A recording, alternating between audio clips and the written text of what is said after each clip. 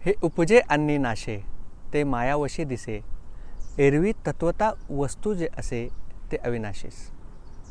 उपजे ते नाशे नाशले पुनरपी दिसे, हे घटिका यंत्र जैसे परिभ्रमेगा. नामा मने ग्रंथश्रेष्ठ ज्ञानदेवी, एक तरी ओवी अनुभवावी, एक तरी ओवी अनुभवावे. रामकृष्ण हरी माऊली, रामकृष्ण हरी. मी अमर जाधव तुम्हा सर्वांचं आजच्या या भागामध्ये हार्दिक स्वागत आहे. आजच्या या भागामध्ये आपण ज्ञानेश्वरमधली सुंदर अशी ओवी आपण चिंतन स्वरूपामध्ये घेणार आहोत. की भगवान श्रीकृष्ण ज्यावेळी अर्जुनाला रणांगणामध्ये उपदेश देत असतात त्यावेळी सांगत असतात की बाबा अर्जुना, एका अर्थाने जरी तू समजून घेतलास की मी कधीही नव्हतो असे नाहीच, किंवा तू कधीही नव्हतास असेही नाही, किंवा हे सगळे रणांगणामध्ये उपस्थित असलेले सर्व राजे हे कधीही नाहीत असे नाहीच. कारण नाश जो होणार आहे तो शरीराचा होणार आहे, पण त्या शरीरामध्ये जे तत्व आहे त्या तत्वाचा कधीही नाश होत नाही.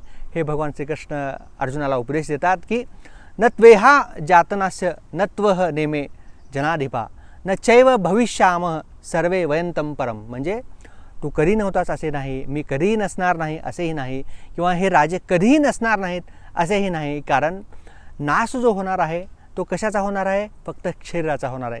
तर माऊली अतिशय सुंदरपणे सांगतात, काय म्हणतात की बाबा नाश जो होणार आहे तो कशाचा होणार आहे? शरीराचा होणार आहे. उत्पत्ती, स्थिती आणि लय हा निसर्गाचा क्रम आहे. म्हणजे एखादी वस्तू जर जन्म जर घेत असली तर त्याचा काय निश्चितच नाश होणार आहे, आणि एखाद्या वस्तूचा जर नाश होत असेल तर त्याचा जन्म हा निश्चितच होणार आहे, कारण हा सृष्टीचा क्रम आहे. मग तत्वता जर पाहिलं जर असेल तर इथं नाश कशाचा होणार आहे? शरीराचा होणार आहे. आत्म्याचा होणार आहे का? निश्चितच नाही.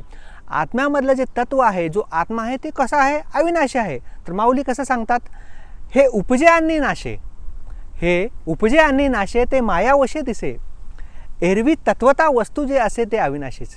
म्हणजे आत्म्याचा जन्म होतो का? कधी होत नाही. जन्म होतो कशाचा? शरीराचा होतो. आणि नाश कशाचा होतो? हा शरीराचा होतो. पण मध्ये जे दिसतो, आत्मा जो दिसतो तो कशामध्ये अडकलेला असतो? हा मायामध्ये. ते मायावशी दिसे. म्हणजे तत्वता, एरवी तत्वता म्हणजे आपण जर ज्ञानदृष्टीने जर पाहिलं तर प्रत्येकाच्या शरीरामध्ये असलेला जो आत्मा आहे ते तत्व जे आहे कसं आहे? अविनाशी आहे. विश्व पटल ब्रह्मदोरा. त्या समुद्राचा की परमेश्वराला जर समुद्र जर आपण जर समजलं, त्या समुद्राचा एक थेंब प्रत्येकाच्या हृदयामध्ये स्थित असलेला जो आत्मा आहे त्याचाच अंश आहे. आणि माऊली अतिशय आणखी त्याला म्हणजे स्पष्टीकरण देत असताना माऊली काय म्हणतात? उपजे ते नाशे नाशले पुनरपी दिसे, हे घटिका यंत्र जैसे परिभ्रमे गा. म्हणजे बघा, एखाद्या गोष्टीचा जन्म आहे म्हणल्याच्यानंतर निश्चितच काय त्याचा मृत्यू आहे, आणि मृत्यू आहे म्हणल्याच्यानंतर ती गोष्ट परत जन्म पावणार आहे. आपण शेतामध्ये एखादं बी म्हणजे पेरणी करतो किंवा रोप लावतो, बी रूपामध्ये काय होतं? ते सृष्टीच्या क्रमामध्ये त्याचा जन्म होतो, आणि त्याला फळ, फुले, झाडे सगळे लागत असतात, आणि एकानंतर त्याचा मृत्यू होत असतो. कारण एका निर्धारित कालावधीमध्येच उत्पत्ती, स्थिती आणि लय होत असते. आणि एका बाजूने जर विचार जर केलं तर ह्या त्रिलोक्याचा सुद्धा कधी ना कधी अंत होत असतो परमेश्वराच्या शक्तीने. म्हणून उत्पत्ती, स्थिती, लय ज्याप्रमाणे असते त्याप्रमाणे शरीराची उत्पत्ती होत असते आणि शरीराचा मृत्यू होत असतो. परंतु तत्वता त्याच्यामध्ये जे तत्व जे आहे, जो आत्मा आहे, तो परमेश्वराचा जो अंश आहे, त्याचा कधीही मृत्यू होत नसते. जसं म्हणतात की माऊली, उपजे ते नाशे नाशले पुनरपी दिसे, हे घटिका यंत्र जैसे म्हणजे हे काय आहे?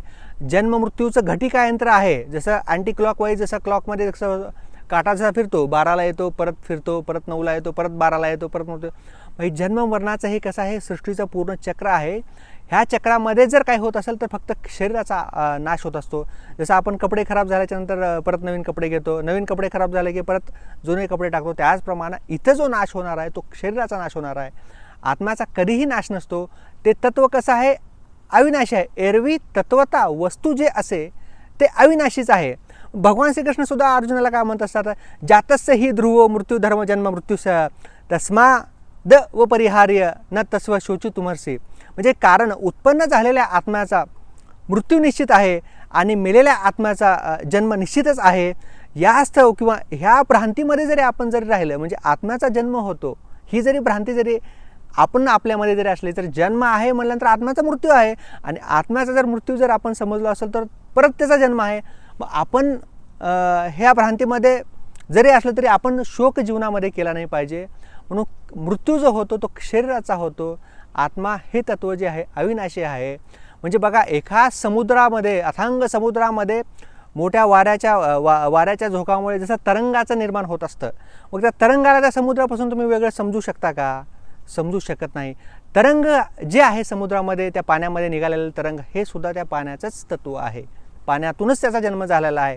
आणि ज्यावेळेस तो वारा थांबतो त्यावेळेस काय होतं, ते जे तरंग आहे त्या समुद्रामध्ये विलय होत असतो. त्यामुळे बघ, त्या तरंगाचा जन्म झाला जरी समजलं, त्याचा मृत्यू हा निश्चित आहे. आणि जरी आपण त्या तरंगाचा जन्म नाही, म्हणजे आत्मा हा जन्म नाही पावत असलो तरी समजलो म्हणजे ते तत्त्व कसं आहे, अविनाशी आहे. म्हणून माऊली सांगतात की उपजे ते नाशे, नाशले ते पुनरपी दिसे, हे घटिका यंत्र तैसे परिक्रमे गा. आत्मा हे कधीही जन्म पावत नाही आणि आत्म्याचा कधीही मृत्यू होत नसतं. हे जे तत्त्व आहे, चराचरामध्ये व्याप्त जे तत्त्व आहे ते कसं आहे, अविनाशीच आहे, अविनाशी आहे. म्हणूनच नामा म्हणे ग्रंथश्रेष्ठ ज्ञानदेवी, एक तरी ओवी अनुभवावी, एक तरी ओवी अनुभवावी. परत भेटूया पुढील भागामध्ये अशीच एका नवीन ओवीसह. रामकृष्ण हरी माऊली, रामकृष्ण हरी. खूप खूप धन्यवाद.